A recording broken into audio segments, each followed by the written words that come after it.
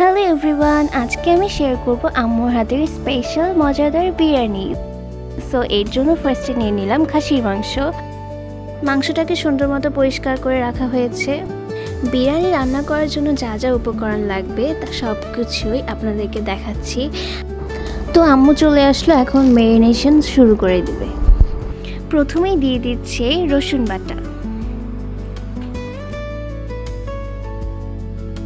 তারপরে এখানে দিয়ে দিবে আদা বাটা, তারপরে এখানে দিয়ে দিবে স্বাদ মতো লবণ। এই তিনটাকে ভালো মতো একটু মিক্স করে নিচ্ছে। এখন বাকি মশলাগুলো দিয়ে দিবে। তো এর জন্যই এখন ফার্স্টে দিয়ে দিল দারচিনির গুঁড়া, তারপরে দিয়ে দিল জিরার গুঁড়া, তারপরে এখানে দিয়েছে তেজপাতা অ্যান্ড হজের গুঁড়া মিক্স করে, তারপরে এখানে দিয়ে দিয়েছে এলাচের গুঁড়া, তারপরে গোলমরিচের গুঁড়া অ্যান্ড কয়েকটা আস্ত তেজপাতা। এখন এগুলাকে একটু মিক্স করে নেবার পালা। এই পর্যায়ে দিয়ে দিয়েছে অর্ধেকটা বিরিয়ানির মশলা। আগে থেকেই কাজু বাদাম আর জয়ফল পেস্ট করে এখন এটাকে দিয়ে দিল।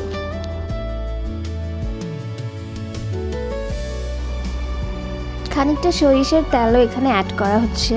প্রতিটা উপকরণই খুব ভালোভাবে মাংসের সাথে মিশিয়ে নিতে হবে। পেঁয়াজ বেরেস্তা দিয়ে দিচ্ছি।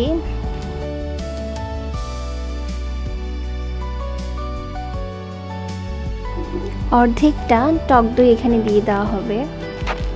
3 টেবিল চামচের মতো টক দই দেওয়া হয়েছে। টক দইটা দিয়ে এখন ভালো মতো ম্যারিনেশন করা হচ্ছে। সামান্য একটু ফুড কালারের পানি অ্যাড করে দিল। সর্বশেষ উপকরণ হচ্ছে লাল মরিচের গুঁড়া, সো এটাও এখন দিয়ে দিচ্ছে।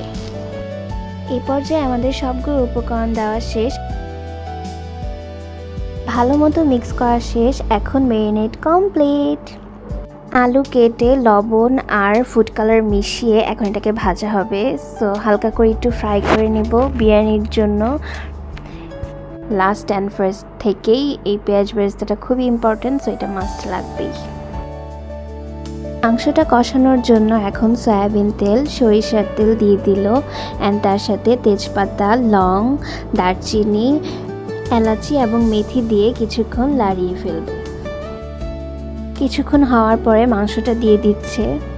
এখন এটা ভালো মতো কষবে যতক্ষণ না পর্যন্ত একদম নরম জুসি হয়। তো একটু পানি দিয়ে এটাকে ঢেকে দিল। অনেকক্ষণ কষার পরে ফাইনালি হয়ে গিয়েছে। আলুটাও দিয়ে দেওয়া হয়ে গিয়েছে। পোলাওটা ভেজে নিব। সো ফার্স্টে ঘি আর তেজপাতা দিয়ে কিছুক্ষণ এটাকে একটু গরম করে তারপরেই আমরা দিয়ে দিব 4 পট চাল।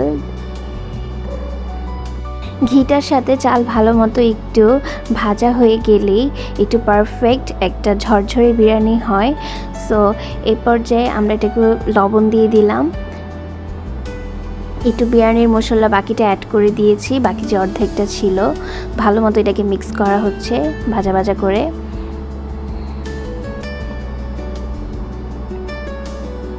এখন আমরা বাকি যে বিরিয়ানির যে মাংসটা কষিয়ে রেখেছিলাম ওটা দিয়ে দিচ্ছি। ভালো মতো এটার সাথে মিক্স করার পরে আমরা এটাতে পানি অ্যাড করে দিব। সবটা পানি এখানে ঢেলে দেওয়া হলো, আরও কিছুটা দিল। এখন এটাতে 2 চামচ কেওড়া জল আর 2 চামচ গোলাপ জল অ্যাড করা হচ্ছে।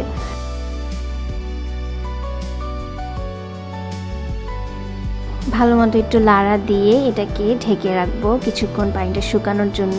অন্য পাত্রে দমে দেওয়ার জন্য এটাকে চুলার আঁচটা মিডিয়াম করে রেখে কিছুক্ষণের জন্য দমে দিল অ্যান্ড লাস্টে বেরেস্তা আর ঘি দিয়ে উঠিয়ে ফেলল। সো ফাইনালি তৈরি হয়ে গেল মজাদার বিরিয়ানি, আর এখন খাওয়ার জন্য একদম রেডি। সো এটা খেয়ে সবাই অনেক অনেক মজা বলছে অ্যান্ড পার্সোনালি এইভাবে রেসিপিটা ট্রাই করার কারণে অসম্ভব মজা হয়েছে। সবাই একবার হলেও ট্রাই করবে। Thank you.